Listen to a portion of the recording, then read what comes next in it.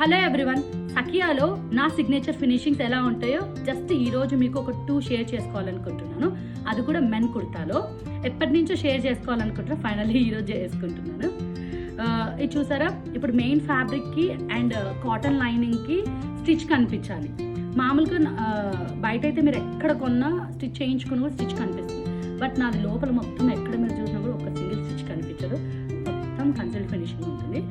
And ఇంకొకటి ఏంటంటే, నేను ఎప్పుడు మెన్స్ కుర్తా వేసుకొని అలా నడుచుకుంటూ వచ్చినా కుర్తా బాగుంటుంది, కానీ సైడ్ కట్ ఉంటుంది కదా, ఆ కట్ కింద పాకెట్ అస్సలు బాగోదు, ఏదో అలా అలా ఊగుతూ ఉంటుంది అనమాట. నాకు ఎప్పుడు అలా చూసినప్పుడల్లా ఒకటి అనిపిస్తుంది, అవుట్ఫిట్లో ఏదో డిస్టర్బెన్స్ ఉంది, we need to change that అని అనిపిస్తుంది అనమాట.